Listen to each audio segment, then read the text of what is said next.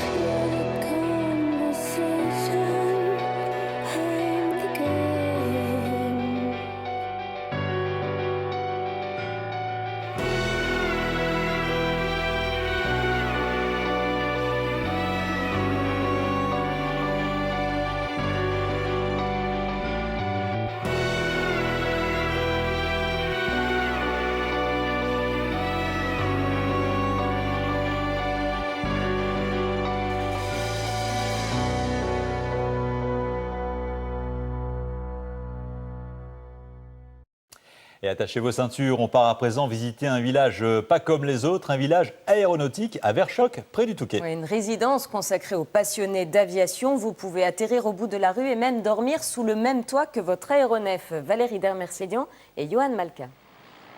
L'idée, c'est de réunir une communauté de pilotes sur un parc de loisirs aériens, donc vraiment basé sur le loisir aérien.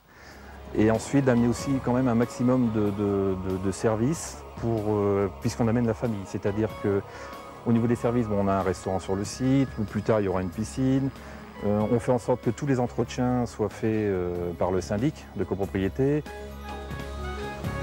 La voiture reste dehors et c'est l'avion qui a bien soigné.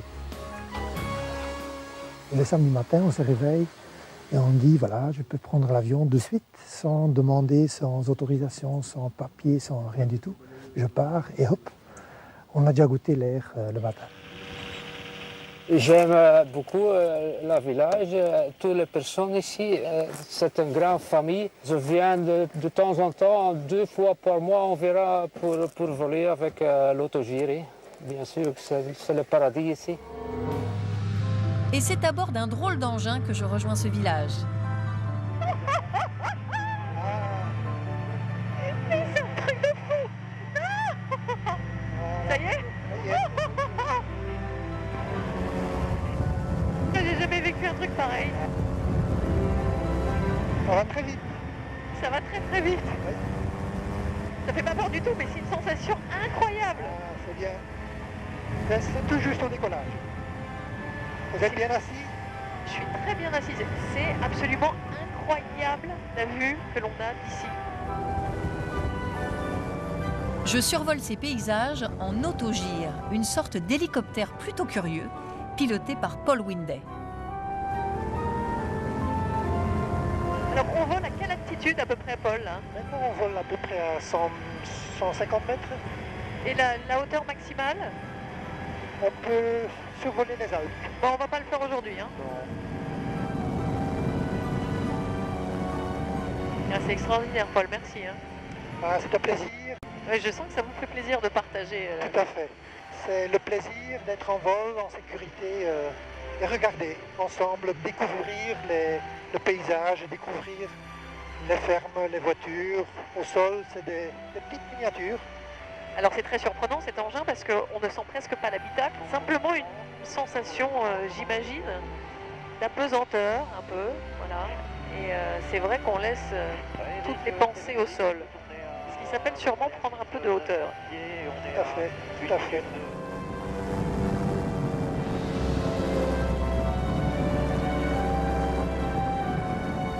Là vous faites une petite acrobatie là? Non, pas du tout, c'est un virage.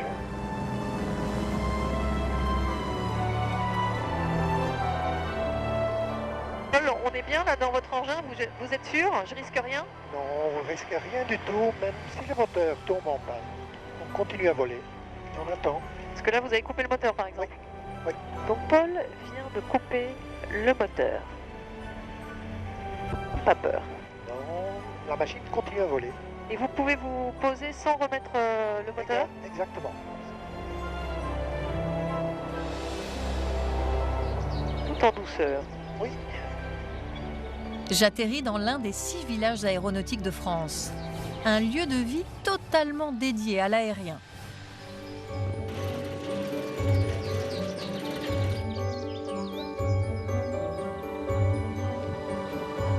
Ici, les garages sont plus que conséquents pour pouvoir accueillir tous les types d'objets volants. Actuellement, 18 passionnés et leurs familles ont investi ce village surprenant, perdu au milieu des champs. Et ils ont la liberté de rejoindre les airs aussi souvent qu'ils en ont envie. C'est sur la terrasse de Jacques que je vais faire connaissance avec ces villageois pas tout à fait comme les autres. Yann est devenu un très bon pilote. Ici, tout le monde partage les mêmes passions. Boire, manger et voler, voilà. Pas le rêve. Oui. Jacques, on voit qu'on est là, hein, parce qu'en général, vous ne faites pas d'apéro comme ça entre amis. Non, on essaie de pas en faire plus d'un par semaine. Voilà. Évidemment, on ne se rend pas en ULM le matin à son bureau, mais quand même, les routes sont encombrées, les métros, les tramways, on est serré comme ça dans les autobus. Finalement, est-ce que le ciel aujourd'hui, c'est pas le plus grand espace de liberté possible? C'est certain que c'est un espace de liberté complet. Le moment où on décolle, qu'on se retrouve dans l'air, ouais. On est vraiment dans un autre environnement, on voit les choses différemment.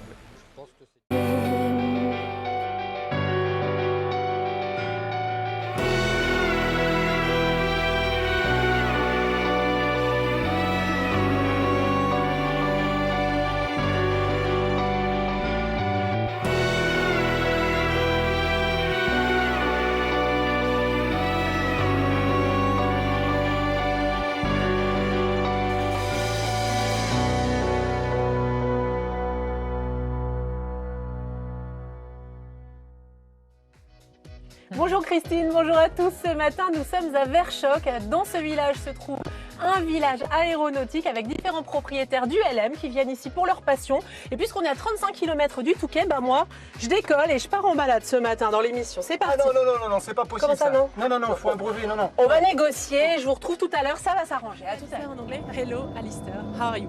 Oh, very good, thank you. Il va très bien, donc je traduis en direct, je suis trop forte. Donc, cet avion est à Alistair, il est anglais, il vient de Manchester. Why did you come here to live here? Il vient ici, il habite ici au quotidien. Because it's a lovely country to live in, and the French love aircraft and aviation. Donc c'est une région très agréable pour vivre ici et les Français aiment l'aviation, les avions. This is a real plane that you have. Yes, that's right. Built in France, way back in the 1960s. Alors c'est un avion made in France dans les années 60. Il a l'air d'en être très fier, Alistair. Do you fly often? Do you fly to Manchester, for example? I fly once or twice a year up to Manchester. Une ou deux fois par an, il vole jusqu'à Manchester puisqu'il vient de Manchester. Une ou deux fois par an. And other times to England or around France. Even in France. Do you fly to the Touquet? Do you like the Touquet? Le Touquet is a lovely town. Yeah, it's a lovely place to fly, and an airfield right next to it. What more could you ask for?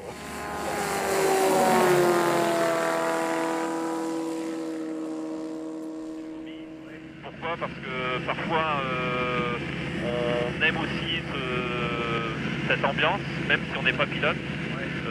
Ça rappelle un petit peu le village d'antan avec les entrées, tout le monde connaît tout le monde. Alors aujourd'hui on est sur 2 tranches viabilisées. Et la première tranche, donc tout est vendu, et donc là maintenant je commercialise la deuxième tranche du projet. Et dans cette deuxième tranche, il a fallu rajouter aussi des loisirs pour la famille. Parce que bon, il y a les passionnés d'aviation, mais quand on amène sa famille, il faut aussi d'autres loisirs. Donc on y a construit une piscine, un tennis, enfin quelques loisirs différents de l'aéronautique, pour qu'on puisse vraiment venir passer des week-ends sympas. Voilà, merci de nous avoir accueillis. Jean-Louis, comment s'est passé le vol? Oh bah, très bien, hein. Et en plus ici avec la météo d'aujourd'hui, c'est parfait, sachant que le matin, en plus moins de turbulences, donc non, un vol idéal. Il n'y a pas de thermique quoi. Voilà, les thermiques sont pas encore là, elles vont bientôt arriver, bon, avec les chaleurs, la canicule, mais là c'est parfait. Merci beaucoup, voilà, vous nous retrouvez sur...